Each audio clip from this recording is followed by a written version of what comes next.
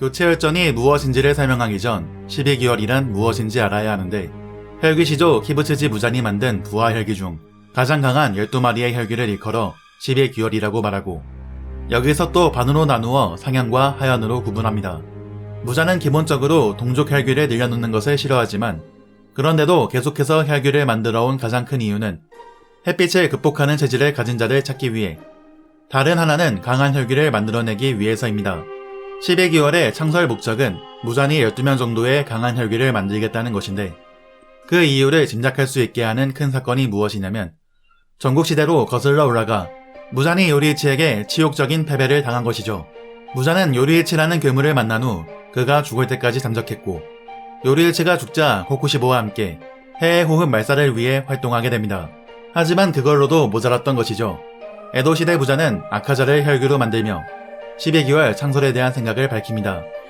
그는 기본적으로 독립적인 성향이지만 언제 또 요리이치와 같은 괴물을 만나게 될지도 모른다는 두려움, 그런 자가 속해 있던 혈귀 사냥꾼의 섬멸, 그것이 동족을 늘려놓기 싫은데도 자신의 호위 부대, 강한 혈귀로 이루어진 12개월을 창설한 이유가 될 수 있겠죠. 그런 이유로 무잔 입장에서 일개 주에게 순삭당하는 하연들이 눈에 찰 리가 없겠죠. 12개월은 무잔이 마음대로 그 자격을 정하기도 하지만, 그 외 혈귀 간 상위 계급의 자리를 걸고 싸우는 것을 교체 혈전이라고 합니다. 그리고 승리한 쪽은 무잔의 허락을 얻어 패배한 쪽을 흡수할 수 있는데, 앞서 이야기한 내용을 생각해보면 이는 보다 더욱 강한 혈귀를 만들어내기 위해서라고 추리할 수 있겠죠. 사실 이런 설정이 있음에도 작중에서 2마리 이상의 혈귀가 싸우다가 불리해졌을 때 동족을 포식하여 파워업하는 크리세가 나오지 않아 조금 의아한 부분이긴 하네요. 한텐군은 제외하기로 할게요. 암튼 교체 혈전을 하는 이유는 더욱 강한 혈귀를 만들어내기 위해서다 라고 정리할 수 있겠고, 이 개념이 처음 작품에서 드러나기 시작한 것은 무한열차편 엠무의 대사를 통해서인데, 그렇다면 혈귀들은 왜 굳이 높은 계급에 올라서려 하는 것일까요? 모든 혈귀가 무잔의 피로 만들어졌기 때문에 대부분의 혈귀는 무잔에게 충성심이 강하고 인정받고 싶은 모습을 보여줍니다. 그 이유는 무잔이 내린 저주에 그에게 저기를 품은 자는 자동으로 죽게 되기에 그런 충성심이 강한 자들만 자동으로 필터링 되었다고 생각해 볼 수 있죠. 그렇기에 무잔에게 충성을 다하는 혈귀들은 무잔의 기대에 부응하고자 노력하게 됩니다. 좀 더 많은 시간을 통해 강한 혈귀가 되어 무잔을 방해하는 우부야시키가와 귀잘대의 섬멸이 목적이죠. 그렇게 무잔에게 충성을 증명하기 위해 12개월에 들어가게 되면 무잔의 이름을 언급해도 저주가 발동되지 않고 어느 정도의 자유도 무잔의 허락하에 가지게 되는 특혜를 받게 됩니다. 이들은 무잔의 허락하에 다른 인간을 혈귀로 만들 수 있고, 자신보다 아래 계급의 혈귀에게 머릿속으로 말을 걸거나 시각도 공유할 수 있습니다. 물론 무잔에 대한 충성심 외에도 자신이 강하다는 것을 증명하기 위해, 또는 마음에 들지 않는 다른 혈귀를 쓰러뜨리기 위해 교체 혈전을 신청하기도 하는데, 그럼 김연의 카날 작품 내 일어난 교체 혈전 사례에 대해 알아보도록 하죠.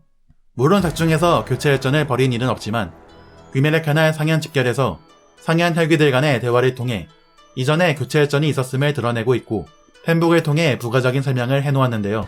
먼저 호쿠시보는 3번의 교체 혈전을 신청받았고 모두 승리했는데, 그 중 하나가 아카자입니다.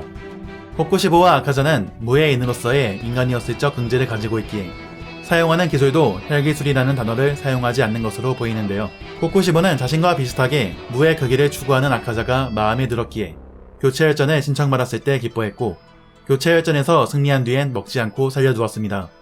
호쿠시보에게 있어 아카자는 자신과 함께 무도를 공부하며 치고 올라오길 기대하는 루키, 아카자에게 있어 호쿠시보는 무의 극기에 도달하기 위한 과정에서 넘어야 할 벽인 셈이었습니다. 그런데 이런 과정에서 한 혈귀가 끼어들기 시작하는데요. 그게 바로 도우마입니다. 호쿠시보는 전국시대, 아카자는 에도시대의 혈귀가 되었는데, 도우마는 작중 배경인 다이쇼 시점에서 100년 전 혈귀가 되었습니다. 그런데도 그는 상현의 6에서 상현의 2까지 빠르게 치고 올라갔는데, 그의 강함의 비결은 바로 뛰어난 머리와 엄청난 식욕에 있었죠. 작중에서 아카자와 도우마가 교체 혈전을 했다는 직접적인 언급은 없지만 상현 집결에서 나타난 작중 대사와 상황을 통해 짐작해 볼 수는 있죠. 도우마에게 죽방을 날린 아카자에게 훌륭한 주먹이라며 전보다 강해졌는지 묻는 대사와 이에 분노하는 아카자, 교체 혈전을 신청해봤자 우릴 못 이길 거라며 아카자를 자신보다 약자 취급하는 도우마, 약자 취급을 당하는 아카자의 입장에서 당장이라도 교체 혈전을 신청하지 않는 것을 보면 아카자도 내심 도우마와의 격차를 이미 알고 있는 것으로 보이죠. 도우마는 머리가 좋아서 코쿠시보한테는 도전해도 못 이길 거라는 것을 알고 자신이 확실하게 이길 수 있을 것 같은 아카자에게 교체 혈전을 신청하여 승리했을 거라고 생각이 됩니다. 아카자가 도우마에게 흡수되지 않은 이유는 두 가지 이유로 생각이 되는데, 하나는 아카자를 무단히 편애해서 허락하지 않았기 때문에, 다른 하나는 남자는 먹기 싫어서라고 생각이 드네요. 어쨌든 아카자의 입장에선 코쿠시보가 목표인데 중간에 도우마가 끼어든 셈이고, 도우마는 상견의 이가 된 후로 아카자에게 간섭하며 귀찮게 굴었기에 아카자는 처음으로 무잔에게 불만을 표하며 말대꾸하기도 했습니다. 그러니 아카자는 도우마를 좋게 생각할 리가 없겠죠. 여기까지 귀멸의 칼날에서 나타난 교체혈전에 대해서 알아보았습니다. 사실 교체혈전이 있다라고만 언급될 뿐 그 모습을 보여주지는 않아서 굉장히 아쉬운 소재로 생각이 되네요.